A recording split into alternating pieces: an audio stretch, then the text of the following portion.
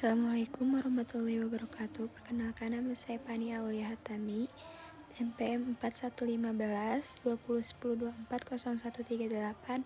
Di sini saya sebagai pengurus dan anggota. Perkenalkan, nama saya Cindy Salsabila Putri, NPM 41150102400106. Saya di sini sebagai anggota. Perkenalkan, nama saya Anissa Dwi Devianti, NPM 4115-2010240011. Di sini saya sebagai anggota. Perkenalkan, nama saya Keisha Rambo Hasya, NPM saya 4115-2010240073. Di sini saya sebagai anggota. Perkenalkan, nama saya Lesti Dwi Amanda dengan NPM 4115-2010240003.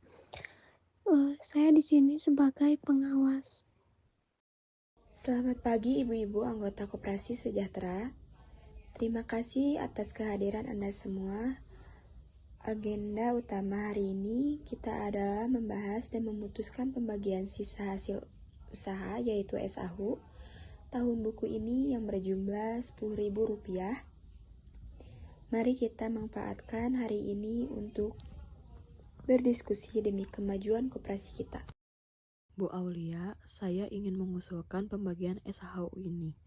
Menurut saya 40% atau 4 juta kita bagikan tunai langsung kepada seluruh anggota. Ini penting agar anggota merasakan langsung manfaat menjadi bagian dari koperasi. Sisanya 60% atau 6 juta kita alokasikan untuk penambahan modal koperasi. Dengan begitu, kita tetap menghargai anggota sekaligus memastikan koperasi punya dana untuk pengembangan. Saya menghargai usulan Ibu Cindy, tapi saya punya pandangan berbeda. Proyektor di ruang rapat kita sudah sangat tua dan sering bermasalah. Ini mengganggu efektivitas rapat kita. Saya mengusulkan agar 100% SAHU 10 juta ini kita gunakan untuk membeli proyektor baru. Ini adalah investasi jangka panjang yang akan meningkatkan fasilitas dan citra koperasi kita di mata anggota maupun calon anggota. Saya setuju dengan Ibu Cindy. Anggota juga butuh merasakan manfaat tunai. Apalagi di tengah kondisi ekonomi sekarang, uang tunai itu sangat membantu. Investasi memang penting, tapi jangan sampai melupakan kesejahteraan anggota secara langsung. Saya cenderung setuju dengan Ibu Keisha. Kalau kita selalu membagi tunai, kapan koperasi kita mau maju? Proyektor baru itu memberi investasi yang jelas. Ini juga demi kepentingan anggota jangka panjang kan? Baik, usulan-usulan sudah disampaikan. Ada yang ingin menambahkan atau menanggapi lagi? Jika tidak ada, kita akan masuk ke tahap voting untuk memutuskan opsi mana yang akan kita ambil. Ibu Lesti, mohon bantu pastikan proses voting berjalan adil dan transparan. Siap, Bu Aulia. Bapak dan Ibu anggota, pastikan Anda menggunakan hak suara Anda dengan baik. Kita akan angkat tangan untuk setiap usulan. Angkat tangan untuk usulan Ibu Cindy, 40% tunai, 60% modal. Kemudian, untuk usulan Ibu Anissa, 100% proyektor.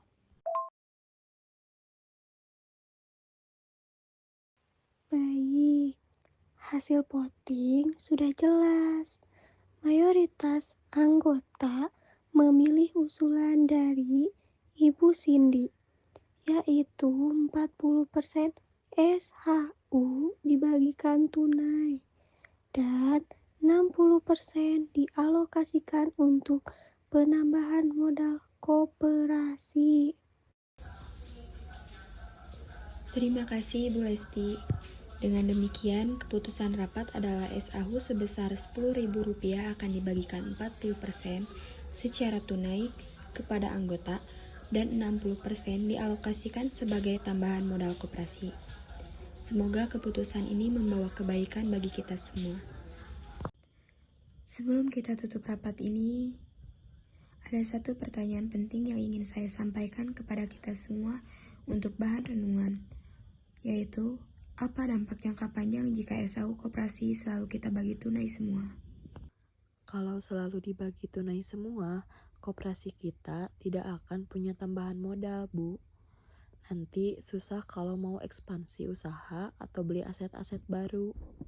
Betul sekali, Bu Cindi. Koperasi jadi tidak bisa berinovasi atau meningkatkan fasilitas. Kita akan terus ketinggalan dibandingkan koperasi lain yang terus berinvestasi. Saya bisa menambahkan, jika modal koperasi tidak bertambah, kita akan kesulitan dalam menghadapi tantangan ekonomi di masa depan. Tidak ada cadangan dana untuk kondisi darurat atau peluang yang tiba-tiba muncul. Ini bisa membuat koperasi menjadi rentan. Tepat sekali, intinya, jika SAU selalu habis dibagi tunai, koperasi kita akan stagnan. Kita tidak akan punya dana untuk mengembangkan usaha, memperbaiki fasilitas, atau berinvestasi pada hal-hal yang membuat koperasi lebih kuat dan modern. Pada akhirnya, ini bisa mengurangi kemampuan koperasi untuk memberikan manfaat yang lebih besar kepada anggota di masa depan.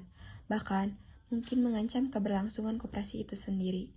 Anggota mungkin senang di awal dengan uang tunai, tetapi koperasi akan lebih kesulitan untuk tumbuh dengan memberikan pelayanan yang lebih baik. Dalam diskusi tadi, peran pengawas Ibu Lesti sangat krusial dan dapat diuraikan sebagai berikut. Memastikan keadilan dan transparansi proses voting.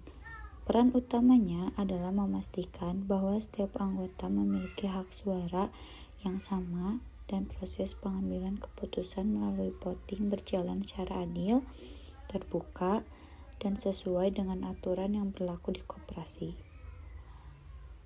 Ibu Lesti secara eksplisit menyatakan, Ibu anggota, pastikan Anda menggunakan hak suara Anda dengan baik. Kita angkat tangan untuk setiap usulan. Mengawasi pelaksana prosedur rapat meskipun pengurus yang memimpin, pengawas memiliki tugas untuk mengawasi jalannya rapat, terutama pada bagian pengambilan keputusan penting seperti voting, agar tidak ada penyimpangan atau manipulasi suara. Memberikan validasi hasil voting setelah voting selesai. Pengawas yang mengumumkan hasil voting memberikan legitimasi pada keputusan yang diambil oleh mayoritas anggota. Singkatnya, pengawas bertindak sebagai penjaga integritas proses pengambilan keputusan di koperasi, khususnya dalam hal hak suara anggota. Yang pertama, pelanggaran anggaran dasar atau anggaran rumah tangga koperasi.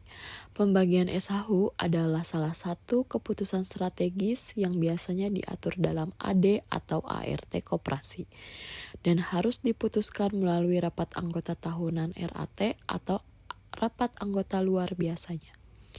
Memutuskan sendiri berarti melanggar aturan internal koperasi.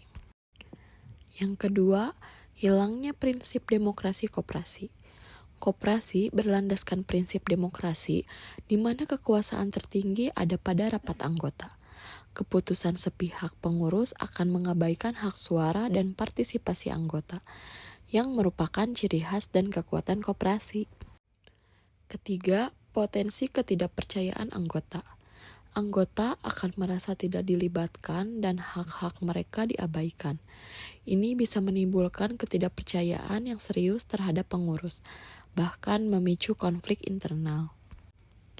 Keempat, ada resiko penyalahgunaan wewenang. Tanpa pengawasan dan persetujuan anggota, ada resiko pengurus mengambil keputusan yang tidak berpihak pada kepentingan seluruh anggota atau bahkan ada potensi penyalahgunaan dana. Kelima, keputusan yang tidak optimal. Keputusan yang diambil secara sepihak mungkin tidak mempertimbangkan berbagai sudut pandang dan kebutuhan anggota yang beragam, sehingga hasilnya bisa jadi tidak optimal atau tidak diterima oleh mayoritas. Yang terakhir, koperasi sulit berkembang. Tanpa partisipasi aktif dan dukungan dari anggota, koperasi akan kesulitan untuk mendapatkan legitimasi dan dukungan dalam menjalankan program-programnya, yang pada akhirnya akan menghambat pertumbuhan dan keberlanjutan koperasi. Secara keseluruhan, keputusan sepihak oleh pengurus akan merusak fondasi demokrasi dan transparansi koperasi, serta berpotensi menghancurkan kepercayaan anggota yang merupakan aset terpenting koperasi.